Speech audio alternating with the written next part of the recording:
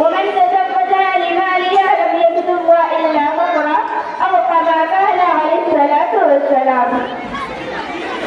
گھر بیچ کر غریب کب تک بھی آئے گا بیٹیاں، گھر بیچ کر غریب کب تک بھی آئے گا بیٹیاں، کب تک یہ جہیز یوں ہی کھائے گی بیٹیاں. ایسا ہی چلن سماج میرا تو ایک دن، ایسا ہی چلن سماج میرا تو ایک دن پھر سے باپ زندہ دفنائے گا بیٹیاں. فخر ملت و معزز میں بنانے انسان اللہ تعالیٰ کا شکر احسان ہے دوسرا میں آخر رات کے مابین جہیز کی حقیقت کے موضوع کو کچھ طلب خوشائی کا موقع عطا فرمایا. امید ہے کہ آپ حضرات میری باتوں کو غور سماعت فرمائیں گے. آپ دنیا پہ ایک نگاہ ڈالیے، لوگوں کی آوازوں کو سنیے. آپ کو حضرت سے آواز سنائی دے گی کہ جہیز کی وجہ سے مسلمانوں کے گھر برباد ہو رہے ہیں، لوگوں کے خاندان اتر رہے ہیں. جہیز کی وجہ سے کتنی بہنیں، کتنی بیٹیاں نکاح سے دور ہو رہی ہے. جہیز کی وجہ سے والدین کی نیندیں حرام ہو رہی ہے. ہمیں معلوم ہونا چاہیے کہ جہیز شریعت میں ایک بہترین چیز ہے. جہیز ایک ہماری اسلامی رسم ہے. جہیز کا مکالمہ کرنا ایک غریب سمجھت ہے.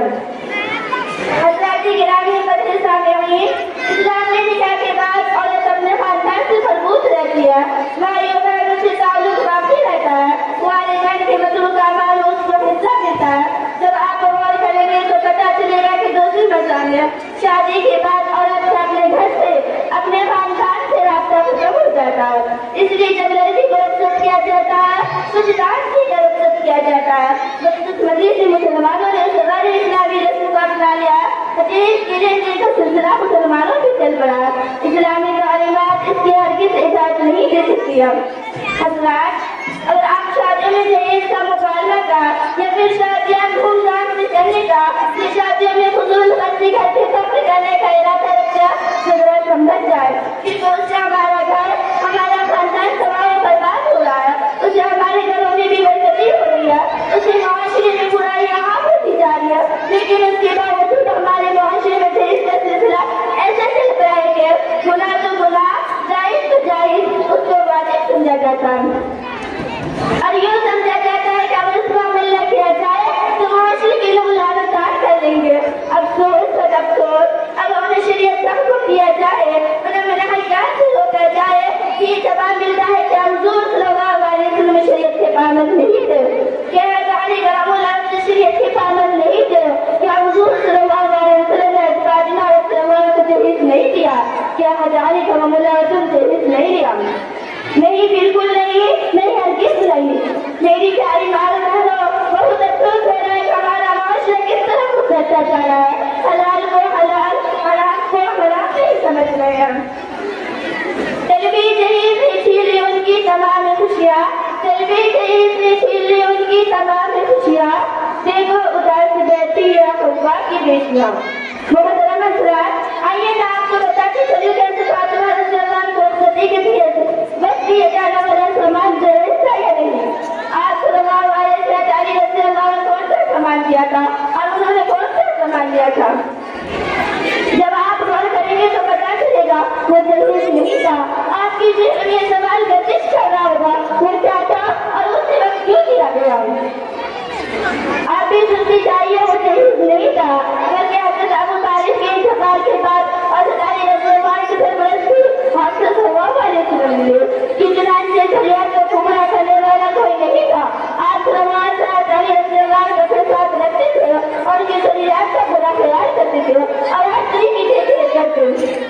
یہاں تک کہ جب علی رضی اللہ عنہ جوان ہو گئے تو اپنے صاحبزادے کی نکاح انہیں سے کر دیا.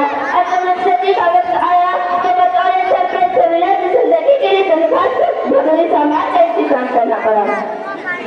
محترم سامعین، اس انتظام پر اداس کی سنتے چاہیے کہ آپ سے علی رضی اللہ عنہ کو نکاح سے پہلے دریافت نہ کیا کیا تمہارے کچھ لڑکی ہے؟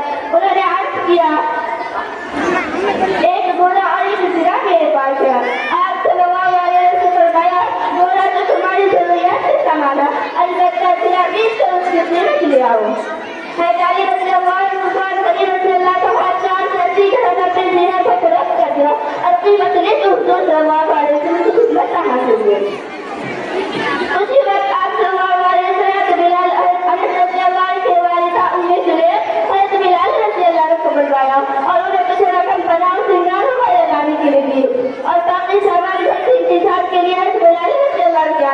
فرمایا.